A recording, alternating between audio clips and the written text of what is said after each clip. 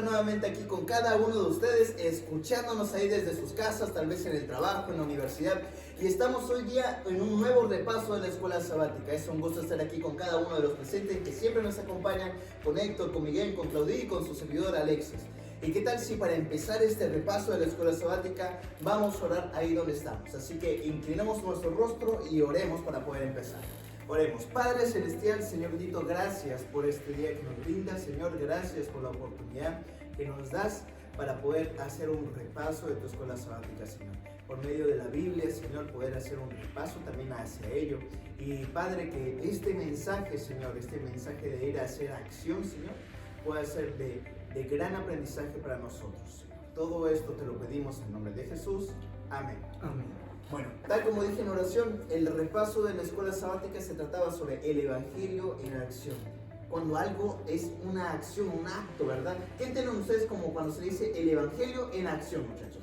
La verdad que cuando nosotros vemos el término acción, no es solamente un término teórico que se formula en la mente y queda aquí deambulando por dentro de nuestras neuronas, sino que un acto físico, terrenal, que se lleva a cabo no solamente solo, sino también con las demás personas. La acción es algo que se realiza en terreno y también con demás personas.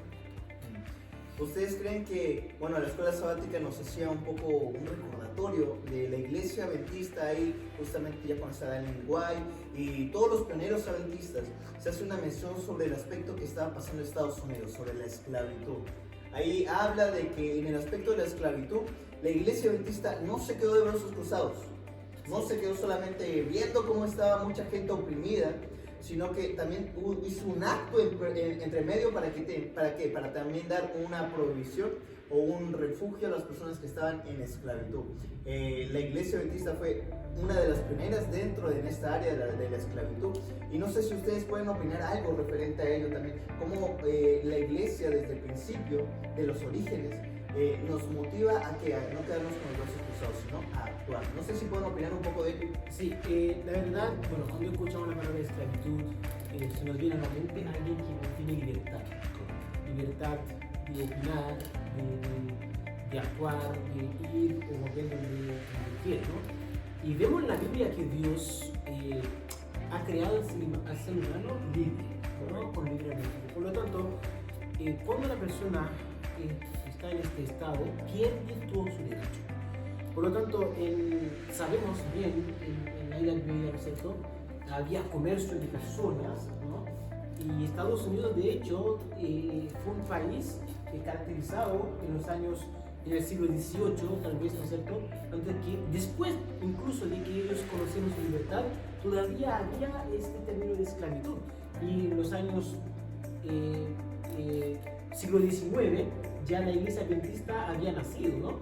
Y la iglesia tenía que opinar. Y la iglesia tiene un aspecto teológico bien fundado en la Biblia, donde nosotros también captamos esta visión del ser humano libre. Por lo tanto, la iglesia adventista, ¿no es cierto?, ha hecho acciones, ha hecho también declaraciones que demuestran que no apoya a la esclavitud de ninguna manera. Interesante esto, porque el principio bíblico, con la pregunta que tú hacías, Elena, es que este tema de la acción, ¿no? Encontramos en la Biblia algo que nos motive o nos lleva a la acción, y justamente reflexionaba un poco en las primeras palabras que la Biblia menciona acerca de esto, ¿no? Entendemos que acción es un verbo, ¿no? Claro. Y acá, ¿qué es lo que requiere básicamente una acción, para la redundancia? Claro. Pero a la Biblia dice que en el principio Dios crea. O sea, la primera acción de Dios es hacer algo. Él crea, nos motiva. Entonces encontramos un principio interesante, ¿no? De que desde la Biblia somos motivados a no quedarnos, es decir, a ejercer acción y no estar quietos. O sea, Dios no es un Dios pasivo, eso es lo que va. Exactamente. Y ese mismo principio de que Dios no es un Dios pasivo, sino es un Dios activo, que está presente y está constantemente buscando la forma de atraernos hacia Él, es lo que nosotros debemos también entender como un principio bíblico de que somos motivados a la acción. Exactamente. Además, Dios no solamente creó, sino también envió a su Hijo unigénito. Es una acción fundamental. Nuestra fe, nuestra salvación está allí. Y Jesús muriendo también en la cruz es una acción, pero Totalmente, ¿no es cierto? Y hemos visto en la lección anterior que habla de la Trinidad, ¿se acuerdan? ¿Cierto? De ese debate que uno ahí metiendo cuchara para sacar ideas ahí. Sí. Vimos que toda la Trinidad trabajando, Miguel. Trabajando para salvar al ser humano. Qué interesante, ¿no? Entonces Dios, tanto Dios Padre, Hijo y Espíritu Santo están trabajando, están constantemente actuando, ¿no es cierto?, para poder salvar al ser humano. Claro, y una vez que por lo menos el pecado entra a este mundo, vemos a un Dios que comienza a ejecutar o a accionar un plan de salvación. Claro. ¿Ya? Entonces allí encontramos esos principios. Si nos han preguntado, ya, pero ¿qué principios encontramos en la Biblia para poder ejercer opción o ejecutar opción? Bueno, ahí encontramos algunas ideas interesantes. Ahora, es interesante cómo vieron el tema de la acción hacia el respecto de la Trinidad, hacia el respecto de Jesús. Y en la lección se recalcaba ello, ahí en lo que es Mateo. ¿Verdad? En Mateo 25 se nos hacía esta 25, 31 y 46, se nos hacía esta referencia. O sea, Jesús es muy claro al momento de decir, hey, ok, tú como cristiano, tú como seguidor, tú como hijo, ¿qué estás haciendo? Porque ahí hace las preguntas, tuve frío, tuve hambre, tuve sed. Y no me dice, si ellos cuando preguntan, hey, nosotros. Entonces dice, ¿por cuánto? ¿No lo hiciste con ellos? No lo hiciste conmigo. Entonces, igualmente viene un aspecto de cristiano, que no solamente quedarnos ahí como observadores, o que decimos, no, es que nosotros estamos yendo a la iglesia, estamos haciendo esto, estamos leyendo la Biblia, pero, ok, yo lo enlazo muy bien esto con lo del hijo pródigo. ¿Ya? Ok, ahí está tu conocimiento, ¿verdad? Pero ¿qué estás haciendo con los demás? Y la escuela sabática nos recalcaba algo. ¿Cómo nosotros como cristianos, podemos ayudar a los demás sin la necesidad de hacerlo por nuestra vanagloria? Como realzarnos, porque muchos cristianos que lo dicen, ok, miren, yo estoy haciendo esto, vean que yo lo estoy haciendo. Sacando fotos, la selfie, ¿eh? Exacto. Entonces, la gran pregunta para el cristiano es, ¿cómo hacemos esto? Sin ir con esa parte de quiero vanagloriarme yo, sino en el aspecto de ayudar a la gente. Claro. La verdad que cuando nosotros vemos la escuela sabática y empezamos a repasar, hay un punto importante que menciona Elena White, que ella dijo, cuando nosotros vemos el tema de la esclavitud y nos grabamos en este tema, el tema de la esclavitud, ella menciona que el llamado es a romper esas barreras judiciales, esas barreras culturales que había, incluso nacionales, romperla y poder libertar a los esclavos. Claro. El Señor también nos llama y nos invita a poder hacer esto práctico, a poder no solamente libertar a los esclavos, que son también un concepto literal que trae, sino los esclavos también que están atados en esta tierra, a las cosas que esta tierra no son. Exactamente. Además, hay una esclavitud bajo el pecado, Buen punto. ¿no? Bajo el pecado. Entonces uno dice, wow, la esclavitud es un término literal, ¿no es cierto?, que el mundo ha conocido. Y mira cómo la Biblia ocupa un término que nosotros conocemos, manejamos y nos lleva hacia lo celestial. Mateo 25, empezando estableciendo una diferencia entre ovejas y cabritos. ¿Qué te dice eso, Miguel? Dice que obviamente hay una gran diferencia en aquellos que ejercen acción y aquellos que no ejercen acción. Claro. Sí, hay una gran diferencia. Y fíjate que, o sea, si miramos la vida de Jesús, ¿cuántos milagros hizo Jesús? Uf. ¿Ya? ¿Cuántos ejemplos de acción no motivó él a sus discípulos? Y ahora, para esto lo estamos viendo a la altura del capítulo 25, es decir, prácticamente es el último sermón que Jesús le está ofreciendo a los discípulos, porque después ahí lo arrestan, ¿cierto? Y después, ¿cierto?, pasa todo este proceso de la crucifixión y todo lo que nosotros conocemos. Claro. Entonces Jesús le está diciendo, ojo, esto que ustedes han vivido conmigo, de alimentar al necesitado, de ayudar al necesitado, de compartir con él, de liberar cadenas, ¿cierto?, de la esclavitud, de echar demonios afuera, todo esto, ¿cierto?, que es lo que Jesús hizo de forma práctica, es la motivación que Dios también está haciendo el día de hoy, le hizo a los discípulos en ese entonces. Claro. Totalmente de acuerdo. Mire, la acción, como dijo Alexis delante, ¿no es cierto? Hoy en día vemos a muchas personas buscando fama, ¿no es cierto? De hecho, una cosa que a mí personalmente no estoy de acuerdo, cuando tú entregas un plato de alimento, sacas fotos para mostrar a todo el mundo que está sacando fotos también con un pobre, ¿no? Y las organizaciones internacionales son expertas en eso. Pero hay algo aquí en la introducción de Mateo 25, las ovejas obedecen a la voz de sus señores. Entonces, la acción tiene una motivación que es por obediencia. Entonces, nosotros que somos cristianos, si hacemos algo, ¿por qué lo hacemos? ¿Qué nos motiva a hacerlo? Es el amor de Dios. ¿Qué motivó a Jesús a venir a este mundo para salvar? Es amor. Por lo tanto, en la Biblia encontramos el principio de amor, todo el rato de amor. Por lo tanto, las acciones, las intenciones que tenemos, si no es por amor de Dios, puede también el enemigo usando sus artimañas de egoísmo para también alcanzar tu corazón. Mencionaste algo muy interesante. No sé si ustedes se acuerdan de hay videos donde personas, ¿cierto? Bueno, voy a mencionarlo donde yo vengo, ¿cierto? No es que estoy en contra, pero reflexiona lo que tú dices. Hay personas que de repente, no sé, están vendiendo en la calle, entonces se acercan, le regalan $100 a la persona, ¿cierto? Porque bueno, sintió compasión y por todo lo demás. No estoy condenando esto, sino que de repente en el trasfondo de esto de ayudar y mostrar, muchas veces podemos ver un tema de la motivación. Y estoy totalmente de acuerdo contigo. Entonces, este llamado de acción no tiene que ser un llamado de acción, o sea, el llamado de acción que Jesús nos hace no es un llamado de acción de que haz esto para yo recompensarte de esta manera, sino que lo que nos debe motivar es lo que tú decías, el amor. Y allí nosotros tenemos que reflexionar, queridos jóvenes, ¿qué es lo que nos está motivando a nosotros a ayudar a las demás personas? O tal vez no estemos haciendo nada, tal vez nos falta amor, nos falta activar la acción. Eso es algo interesante que debemos reflexionar. Es interesante ver cómo recalcan el aspecto de cómo Jesús nos dio ese ejemplo. Y la escuela sabática también nos hacía una brecha referente a ello, de que Jesús, si nosotros vemos la Biblia, Jesús siempre con quién está. Con los pobres, los lisiados, los pecadores, según los... Exactamente. Entonces, vemos cómo Jesús ya rompía todo este paradigma. Esquema, exactamente. Estos esquemas, lo que prácticamente ahora se ve como en la sociedad como, hey, no te involucres. Ok, sí, tú eres cristiano, sí, pero no te involucres tanto. Entonces, en la actualidad, imaginemos aquí dentro de la Universidad Adventista hay un movimiento que se llama Ayuda Urbana.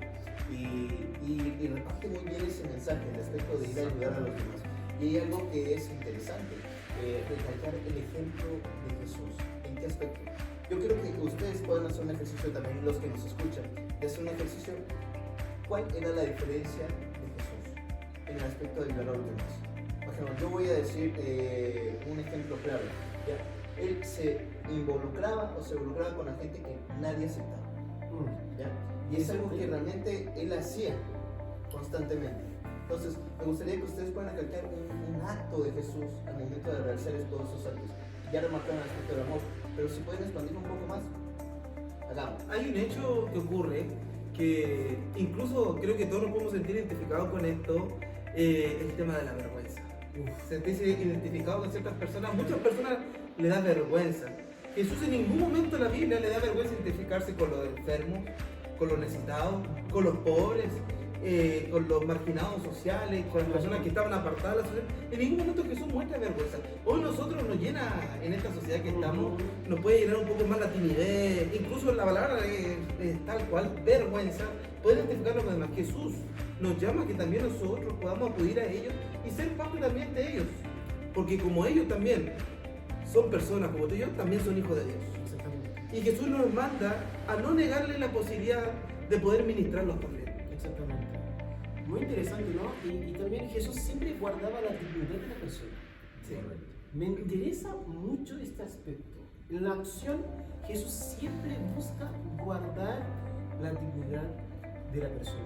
Mira, Mateo 25 termina diciendo, bueno, cuando el Hijo del Hombre viene, ¿no es cierto?, en su gloria, va a poner a las ovejas, ¿no es cierto?, a la derecha y los cabritos a la izquierda, ¿no?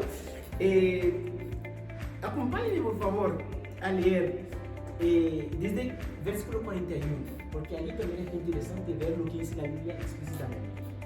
Entonces dirá también a los de la izquierda, apartaos de mí, malditos, al fuego eterno preparado para el diablo y sus ángeles, porque tuve hambre y no me disteis de comer, Tuve sed y no me disteis de beber. Fui forastero y no me recogisteis. Estuve desnudo y no me visteis. Enfermo y en la cárcel y no me visitasteis, ¿no? Entonces también ellos le responderán diciendo: Señor, ¿cuándo te vimos hambriento, sediente, forastero, desnudo, enfermo o en la cárcel, y no te servimos? Entonces le responderá diciendo: de cierto os digo que en cuanto no lo hicisteis a uno de estos más pequeños, tampoco a mí lo hicisteis. Irán estos al castigo eterno y los justos a la vida eterna. Quiero preguntar un aspecto y creo que con esta última pregunta podemos ir ya terminando. La escuela sabática es una pregunta muy interesante. Ok, acabamos de hablar todo en respecto de nosotros individualmente, Claro. pero sabemos que no solamente somos cristianos individuales, sino que somos parte de una iglesia. Claro. Y la escuela sabática preguntaba lo siguiente: ¿qué impide a nuestras iglesias comprometerse de forma radical a servir a las personas de nuestras comunidades? Creo que probablemente lo que impide es el orgullo a veces que nosotros tenemos o nuestra propia comodidad. El orgullo, quiero decir, es que nos cuesta a veces pasar por situaciones incómodas, por así decirlo, para beneficiar a otras personas. Siempre estamos pensando en nuestro bienestar, siempre estamos pensando mucho en lo que yo tengo que obtener, lo que yo quiero tener, y estamos olvidando un poco de que esto de amar al prójimo significa despojarme de mí mismo, ¿ya? Y esto es algo muy interesante porque nosotros tenemos que pensar en esto, es decir, ¿qué cosas nos vamos a llevar al cielo? ¿Entiendes? ¿Ya? Por eso Jesús dice: no hagas tesoros en esta tierra. O sea, él está siendo enfático en ese sentido, y es que tiene que ver de que muchas veces nosotros o nos estamos dejando influenciar tal vez, o no estamos entendiendo bien esto del accionar, porque no se trata de solamente ayudar económicamente. Claro. ¿Ya? También el mensaje tiene que ser entregado, ¿ya? Y si yo quiero que otras personas también tengan la oportunidad, el acceso a la salvación está para todos, ¿cierto? Pero si yo quiero, ¿verdad?, de que esto llegue a otras personas, hay que accionar, hay que hacer acción. Añadió lo que dice tú, Miguel, señala en la zona del confort. Eso. Es romper la zona del confort, romper esos paradigmas de miedo e ir. Porque nuestro mandato y nuestra orden no viene por una orden humana. Claro. Es trabajar con la gente humana y devolverle esa humanidad que Jesús les dio en algún momento, pero es una orden divina.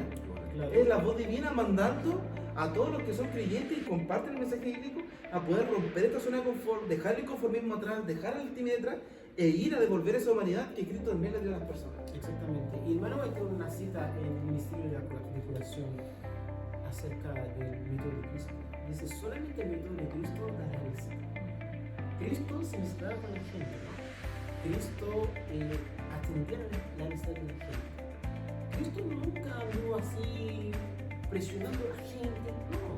Ganaba la confianza de la persona. Y luego la persona, seguía a Cristo. Cristo también invita a la persona a seguir a él. Por lo tanto, hay muchas personas que dicen: oye, entonces vamos por paso. Vamos primero a mezclarnos, después cuál va a ser. No, es un estilo de vida. ¿No? Cristo vivía así. Cristo no estaba en su mente: oye, ahora sí, no. Cristo vivía así. Disfrutaba su misión. Yo creo que también es un aspecto bastante interesante. Otra cosa que quisiera mencionar: cuando más entendemos a Dios, mejor cumplimos su misión, ¿no? Entonces, si usted de verdad quiere comprometerse en actuar para Dios, tiene que entender cómo Dios actúa. Entonces, si no, terminaría actuando según tu propio conocimiento, y al final puedes terminar cayendo como los cabritos. Es la diferencia, ¿no?